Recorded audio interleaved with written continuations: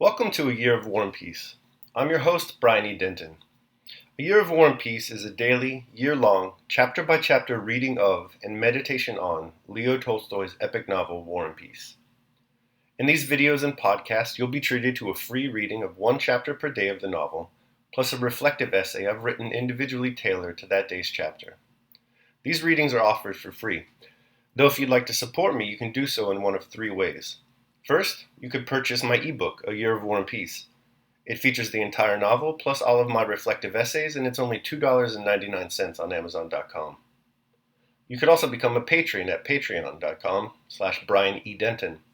If you sign up there, you'll receive a sonnet once a month, plus a link to an ebook of my collected sonnets. Finally, if you like, you can make a one-time donation to my PayPal account.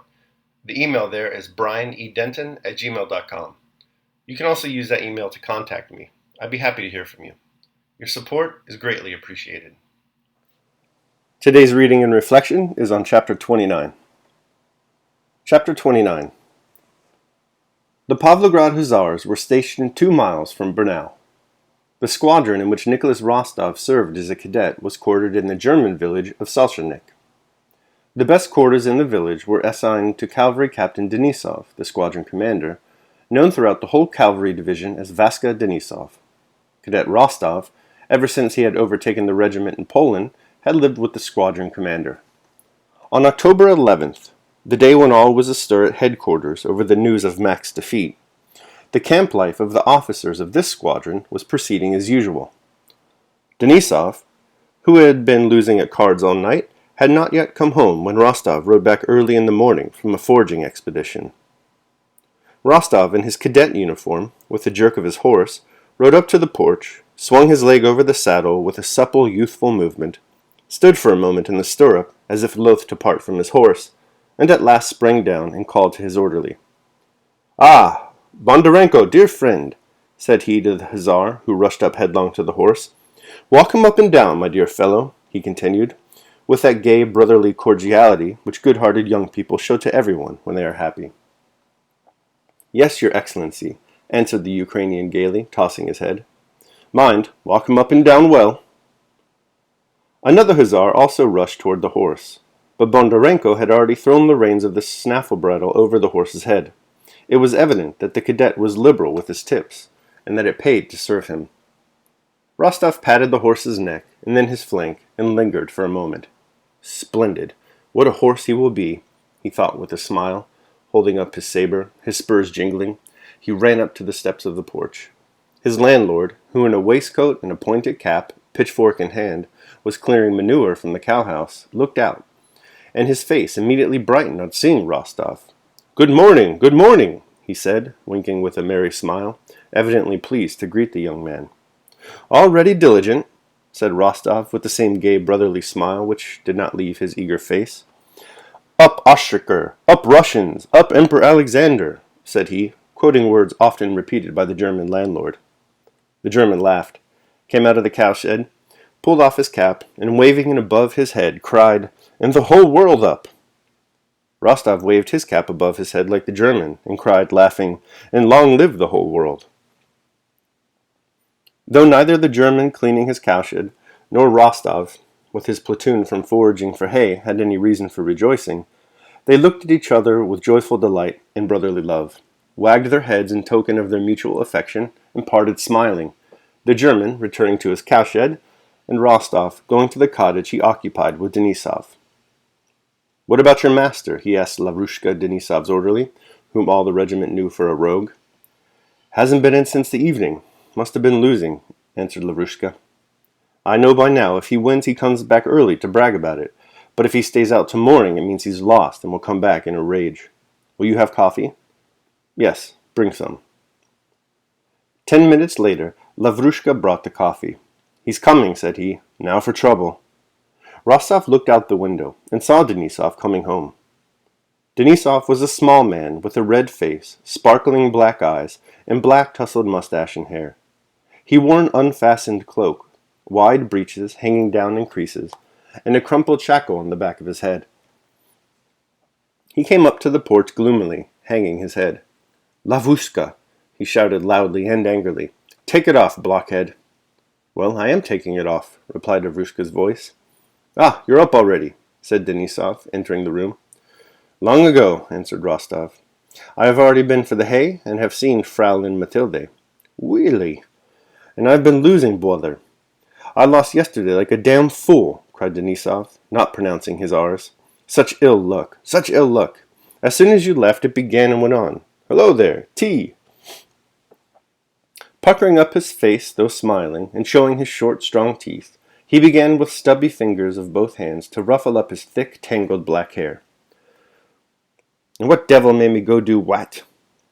An officer nicknamed the Rat, he said, rubbing his forehead and his whole face with both hands.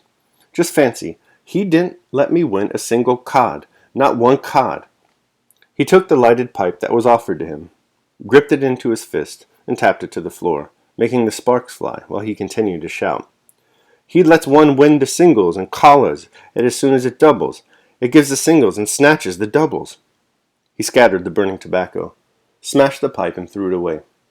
Then he remained silent for a while, and all at once looked cheerfully with his glittering black eyes at Rostov. If at least we had some women here, but there's nothing for one to do but drink. If we could only get to fighting soon. Hello, who's there? He said, turning to the door as he heard a tread of heavy boots and a clinking of spurs that came to a stop in a respectful cough. The squadron master, said Lavrushka. Denisov's face puckered still more. Wretched, he muttered, throwing down a purse with some gold in it. Rostov, dear fellow, just see how much is left and shove the purse under the pillow, he said, and he went to the quartermaster. Rostov took the money, and mechanically arranging the old and new coins in separate piles, began counting them. Ah, Tilanyan, how do you do? They plucked me last night, came Denisov's voice from the next room. Where? At Bykov's? At the Rats? I knew it, replied a piping voice, and Lieutenant Tilanyan, a small officer of the same squadron, entered the room. Rostov thrust the purse under the pillow, and shook the damp little hand which was offered him. Tilanyan, for some reason, had been transferred from the Guards just before this campaign. He behaved very well in the regiment, but was not liked.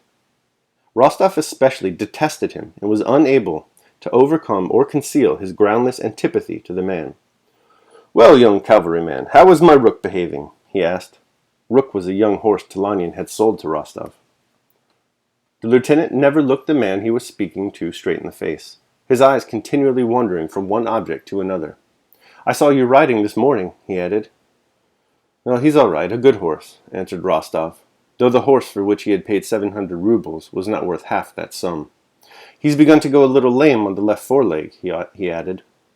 Ah, the hoof's cracked, that's nothing. I'll teach you what to do, and show you what kind of rivet to use. Yes, please do, said Rostov. I'll show you, it's not a secret, and it's a horse you'll thank me for. But I'll have it brought round, said Rostov, wishing to avoid Tilanyan, and he went out to give the order. In the passage, Denisov, with a pipe, was squatting on the threshold facing the quartermaster, who was reporting to him. On seeing Rostov, Denisov screwed up his face, and pointing over his shoulder with his thumb to the room where Tilanyan was sitting, he frowned and gave a shudder of disgust. Ugh, I don't like that fellow, he said, regardless of the quartermaster's presence. Rostov shrugged his shoulders as much as to say, nor do I, but what's one to do? And having given his order, he returned to Tilanyan. Tilanyan was sitting in the same indolent pose in which Rostov had left him, rubbing his small white hands. Well, there certainly are disgusting people, thought Rostov as he entered. Have you told them to bring the horse? Asked Tilanyan, getting up and looking carelessly about him. I have. Let us go ourselves. I only came round to ask Denisov's about yesterday's orders. Have you got it, Denisov? Not yet, but where are you off to? I want to teach this young man how to shoe a horse, said Tilanyan. They went through the porch and into the stable. The lieutenant explained how to rivet the hoof and went away to his own quarters. When Rostov went back, there was a bottle of vodka and a sausage on the table. Denisov was sitting there scratching with his pen on a sheet of paper. He looked gloomily in Rostov's face and said, I am writing to her. He leaned his elbows on the table with his pen in his hand and, evidently glad of a chance to say quicker in words what he wanted to write, told Rostov the contents of his letter. You see, my friend, he said, we sleep when we don't love. We are children of dust. But one falls in love and one is a god. One is as pure as the first day of creation. What's that now? Send him to the devil. I'm busy, he shouted to Lavrushka, who went up to him not in the least abashed. Who should it be? You yourself told him to come. It's the quartermaster for the money. Denisov frowned and was about to shout some reply, but he stopped. Wretched business, he muttered to himself. How much is left in the purse? He asked, turning to Rostov. 7 new and 3 old imperials. Ah, it's wretched. Well, what are you standing there for, you scarecrow? Call the quartermaster, he shouted to Lavrushka.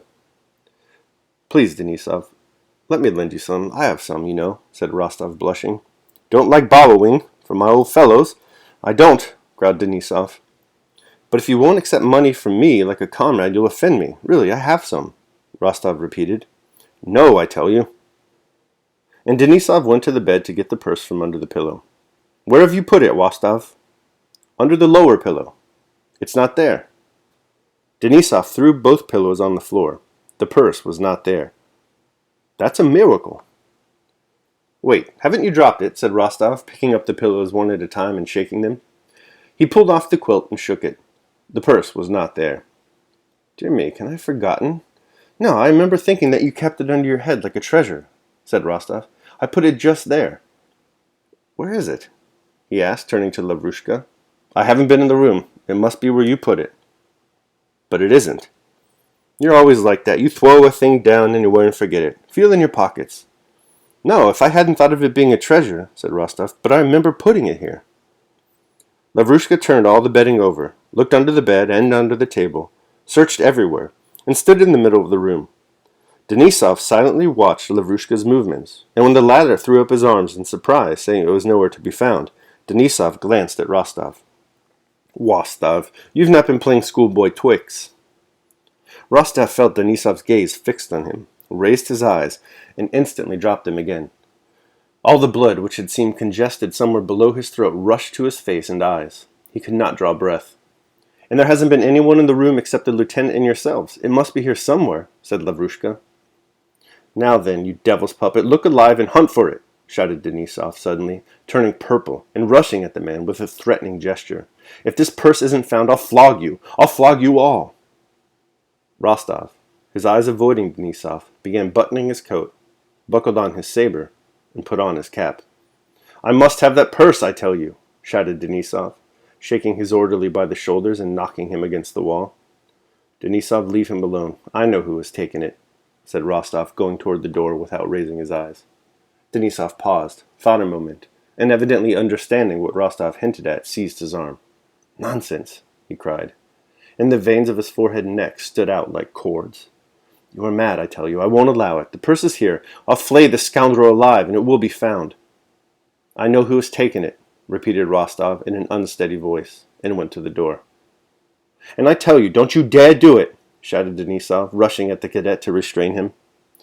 But Rostov pulled away his arm, and with as much anger as though Denisov were his worst enemy, firmly fixed his eyes directly on his face. Do you understand what you're saying? He said in a trembling voice.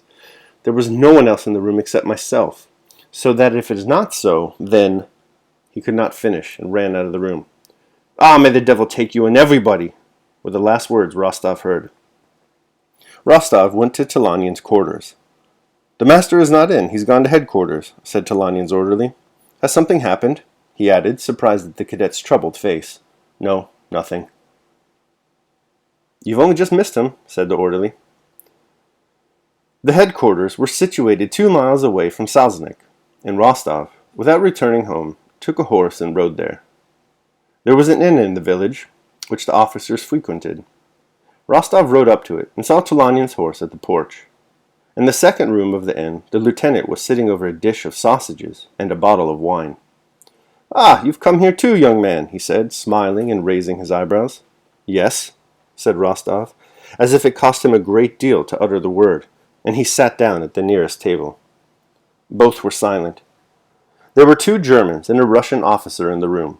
No one spoke, and the only sounds heard were the clatter of knives and the munching of the lieutenant. When Tilanian had finished his lunch, he took out of his pocket a double purse, and drawing its rings aside with his small, white, turned-up fingers, drew out a gold imperial, and lifting his eyebrows, gave it to the waiter. "Please be quick," he said. The coin was a new one. Rostov rose and went up to Ch30. "Allow me to look at your purse," he said in a low, almost inaudible voice. With shifting eyes, but eyebrows still raised, Ch30 handed him the purse. "Oh, yes, it's a nice purse. Yes, yes," he said, growing suddenly pale, and added, "Look at it, young man." Rostov took the purse in his hand, examined it, and the money in it, and looked at Ch30. The lieutenant was looking about in his usual way, and suddenly seemed to grow very merry. "If we get to Vienna, I'll get rid of it there, but in these wretched little towns there's nowhere to spend it," said he. "Well, let me have it, young man. I'm going." Rostov did not did not speak. "And you? Are you going to have lunch too? They feed you quite decently here," continued Ch30. "Well then, let me have it." He stretched out his hand to take hold of the purse. Rostov let go of it. Ch30 took the purse and began carelessly slipping it into the pocket of his riding breeches, with his eyebrows lifted and his mouth slightly opened, as if to say, "Yes, yes, I am putting my purse in my pocket, and that's quite simple and is no one else's business." "Well, young man?" he said with a sigh, and from under his lifted brows he glanced into Rostov's eyes. Some flash, as if an electric spark shot from Ch30's eyes to Rostov's and back again and again in an instant. "Come here," said Rostov, catching hold of Ch30's arm and almost dragging him to the window. "That money's Denisov's. You took it," he whispered just above Ch30's ear. "What? How dare you? What?" said Ch30. But these words came like a piteous, despairing cry and an entreaty for pardon. As soon as Rostov heard them, an enormous load of doubt fell from him. He was glad, and at the same instant began to pity the miserable man who stood before him. But the task he had begun had to be completed. "Heaven only knows what the people here may imagine," muttered Ch30, taking up his cap and moving toward a small empty room. "We must have an explanation." "I know it, and shall prove it," said Rostov. "I—" Every muscle of Ch30's pale, terrified face began to quiver. His eyes still shifted from side to side, but with a downward look, not rising to Rostov's face, and his sobs were audible. "Count, don't ruin a young fellow. Here's the wretched money. Take it." He threw it on the table. "I have an old father and mother." Rostov took the money, avoiding Ch30's eyes, and went out of the room without a word. But at the door he stopped and then retraced his steps. "Oh, God," he said with tears in his eyes, "how could you do it?" "Count," said Ch30, drawing nearer to him. "Don't touch me," said Rostov, drawing back. "If you need it, take the money." And he threw the purse to him and ran out of the inn. Alright, so that completes my reading of Chapter 29 of War and Peace, complete with my horrible pronunciation of Denisov's speech impediment. I will now be proceeding to my reflection on the same.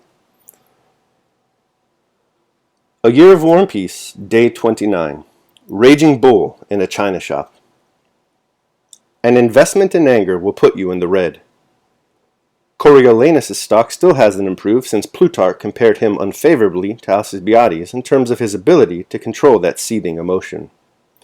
And even in Shakespeare's play about the raging Roman general, a character reflects that, "Anger's my meat, I sup upon myself, and so shall starve with feeding." Even so, Nicholas Rostov remains bullish about the anger market. Today's chapter starts out innocently enough for our friend Rostov.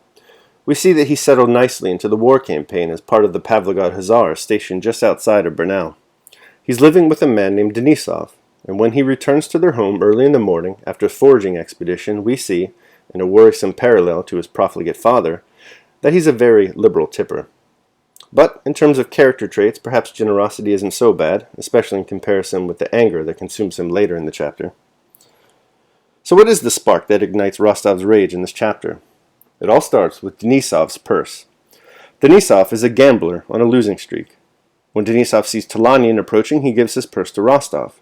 He asks Rostov to see how much money he has left in it, and then to shove it under the pillow under the bed.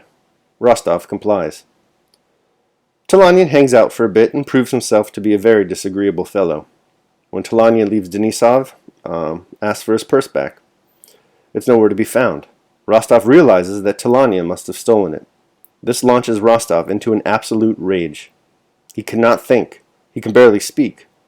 Against the wishes of Denisov, he leaves immediately to track down Ch30, a superior, and confront him about the missing purse. Rostov locates Telanian eating supper at a restaurant and, in a fit, accuses him of stealing the purse and demands it back. Once again, we find Rostov unable to resist the delirium of anger, and, once again, this anger causes him problems. He'd be much better served if, upon feeling the first fangs of anger's bite, he were to slow down a bit and reflect on the following. Daily meditation. Anger is the most hideous and frenzied of all the emotions. For the other emotions have in them some element of peace and calm, while this one is wholly violent, and has its being in an onrush of resentment, raging with a most inhuman lust for weapons, blood, and punishment, giving no thought to itself, if only it can hurt another, hurtling itself upon the very point of the dagger, and eager for revenge, though it may drag down the avenger with it. Seneca, on Anger. Alright, so that concludes my reading and reflection on Chapter 29 of War and Peace. I hope you like it. Thanks for listening. Remember that if you'd like to support me, you can do so either by purchasing the ebook A Year of War and Peace, become a patron at patreon.com, or making a one-time donation at PayPal. Links to all that are below. Your support is greatly appreciated. Tomorrow we will be reading and reflecting on Chapter 30. I hope you'll join me. Until then, take care of yourselves and others.